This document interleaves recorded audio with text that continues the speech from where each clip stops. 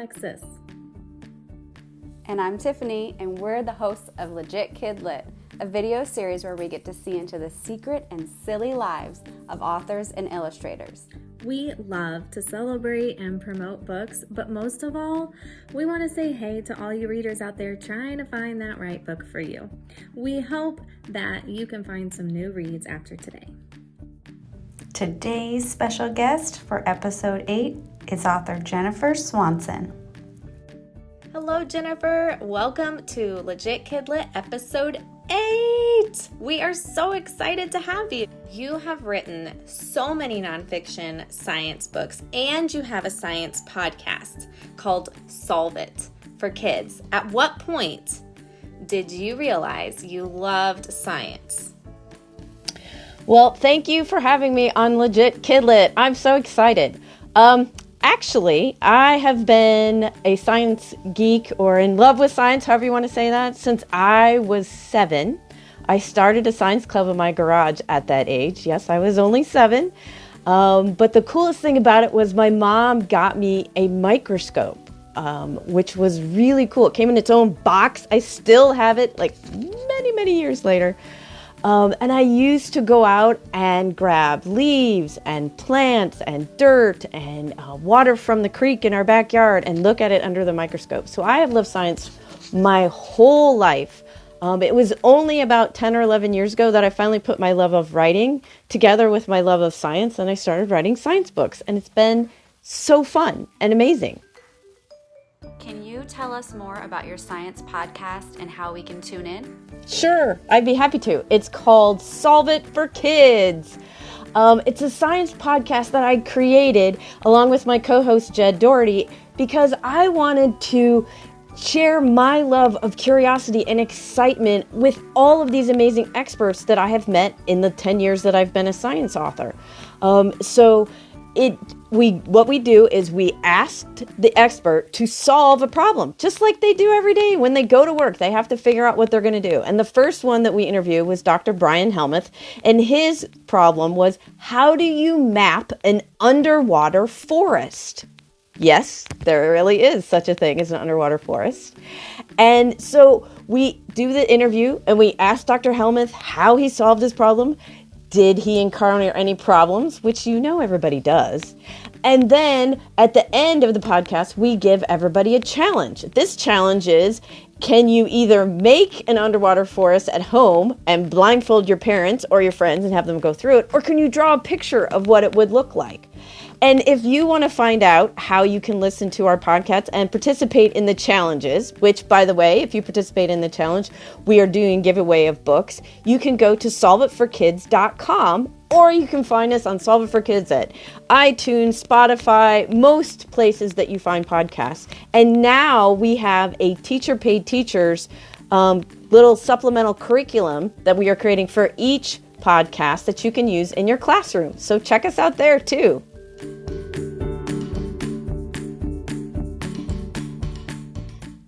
So we are all curious. Do you get to choose the topics that you write about, or are they given to you? That is a great question, Tiffany. So it's both.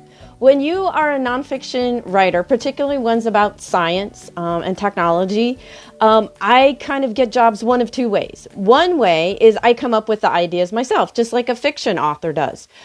So most of the books that we're going to talk a little bit about tonight, my Save the Crash Test Dummies, my Astronaut Aquanaut, and Beastly Bionics books, those were all my ideas. I came up with those ideas myself, just from reading and being curious about many, many things.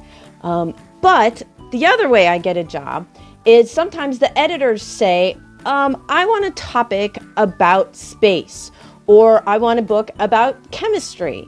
And they will come to me because they know that I write lots of books about science and technology.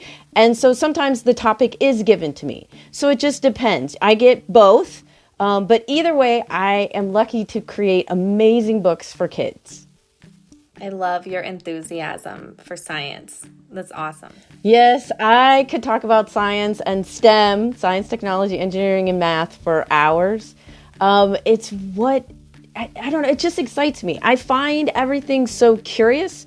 I've been like this since I was a little kid. I've always asked questions about how things work and why does it do that. And so my mom always used to tell me, go look it up. Well, back then that meant an encyclopedia, not going to Google.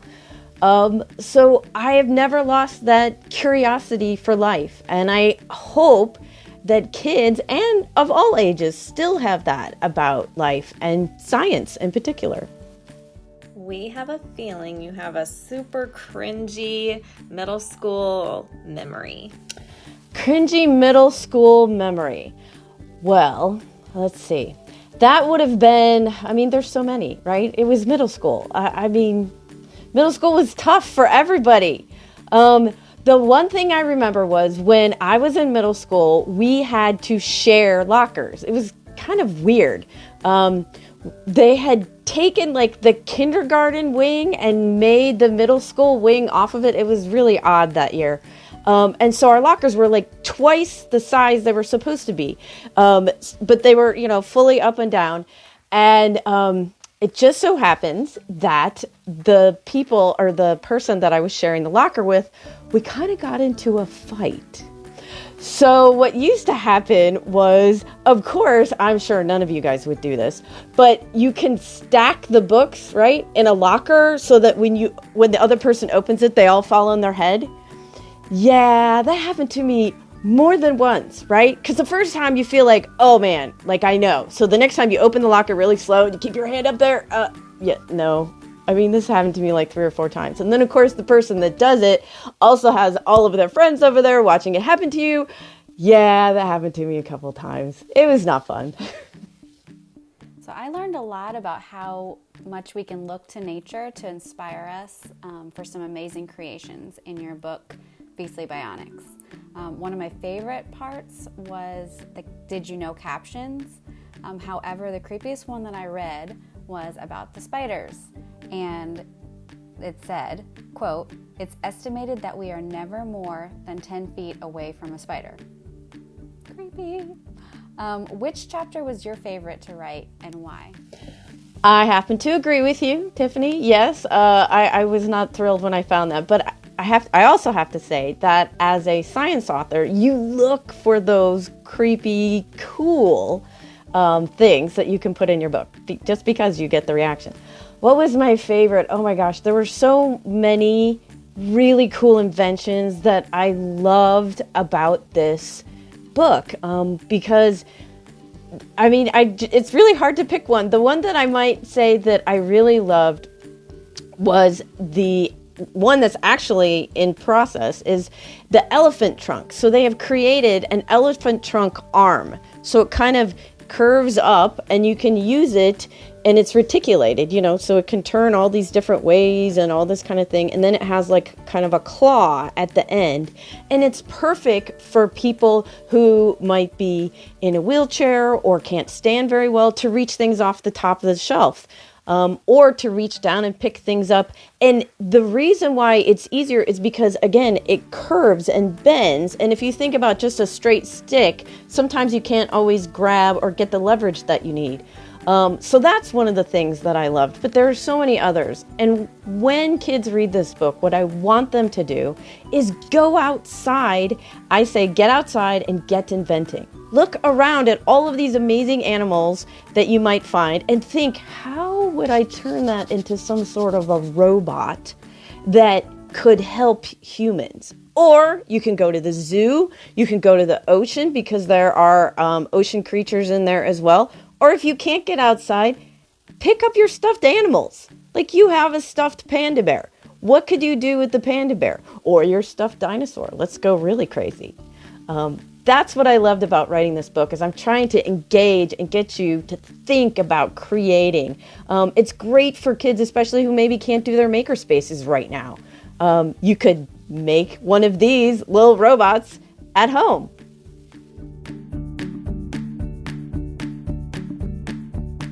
We know that you have a secret talent, so show us.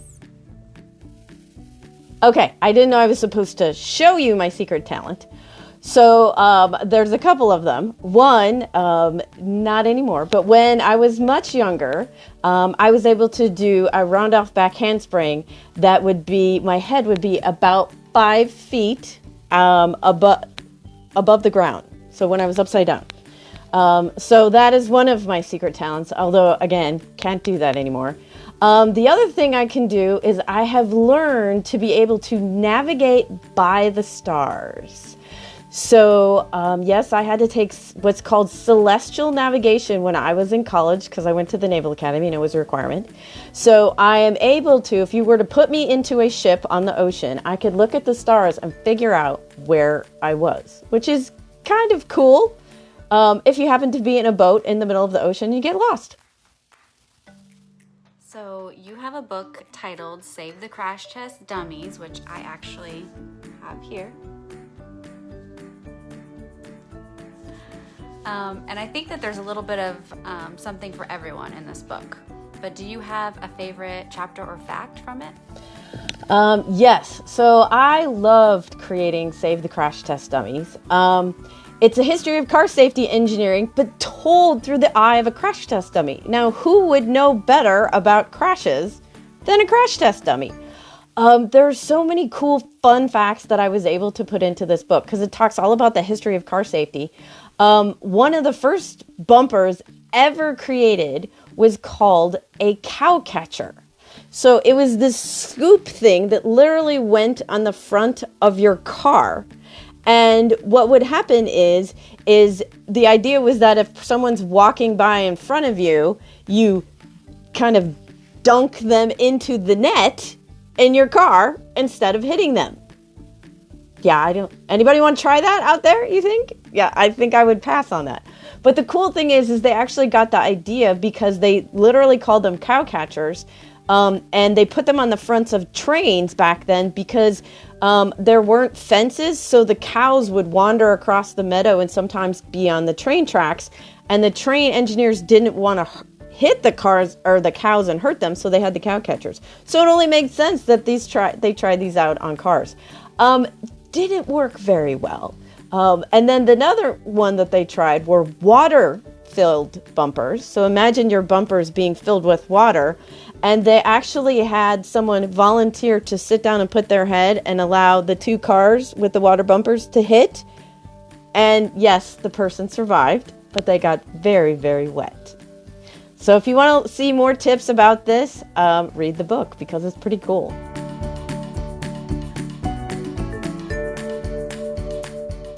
In your book, Astronaut Aquanaut, how space science and sea science interact. There's so much cool information about how astronauts and aquanauts are similar. In addition to all of this incredible information, you also include activities for readers to try. So, which is your favorite activity and why?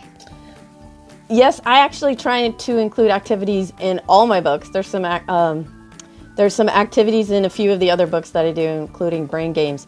Let's see. My favorite one in the Astronaut Aquanaut book would be the one where you have to try to dock the International Space Station. So you have to take a piece of rope, tie it around your waist, and then let one part of it hang down about to your knees.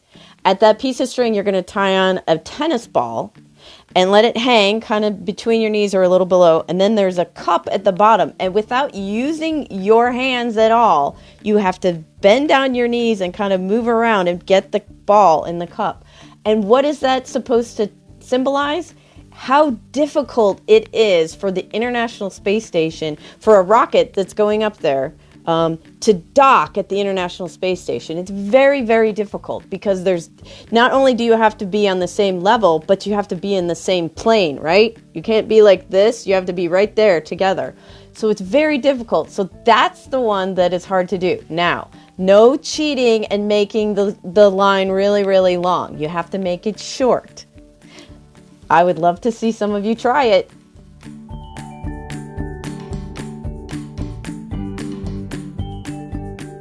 Speaking of challenges, it is time to challenge you to a minute to win it. Okay, I'm back for my minute to win it. So the minute to win it that I picked is, of course, the one about engineering.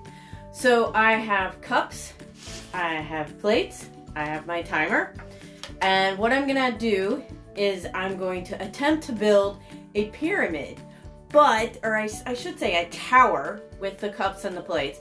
But instead of using the engineering principles, I'm gonna kind of turn it upside down, and I'm gonna start with only 1 cup at the bottom, then 2, then 3, then 4. That's right, you have to add more cups as you go higher, which is kind of opposite from how we would normally do this if we were engineers, because of course we want the bottom to be stable. Okay, so let's see how it goes. Ready? Go!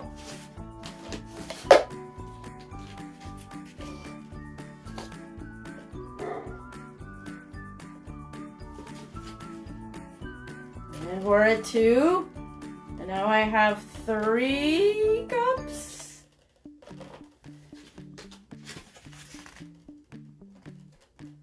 And let's 1, 2, 3, 4. Is it gonna work? Okay. And 1, 2. Oh, no! Okay, that didn't even work, and I only got to 47 seconds. So, as you can see, this can get really interesting to do because the engineering principles are working against you. However, if you're going to try this at home, so you can see the cups that I use look like this, right? With the round ends. I challenge you, if you're watching this, to try it with the flat ends. See how this cup is? I wonder if this would be more stable with the flat bottom instead of the round bottom. I will challenge all of you to try that and let me know how it goes. So I hope you had fun. This was a great minute to win it for me. Take care. Bye. Jennifer, thank you so much for hanging out with us today. You rock. You are doing amazing things for kids and for all people. And curiosity is such a valuable thing for us to always have in mind. We should always be curious, and I love that your message is all about curiosity and embracing the world around you and always asking questions. So thank you very much. Thank you so much for having me, Alexis and Tiffany. Yes, I'm all about curious. Kids, go outside, be curious, invent, create, and be just inspired by the science that's all around you. Thanks for having me. Bye. To all our wonderful readers, we hope you enjoyed our show and are inspired now to pick up some new and exciting books.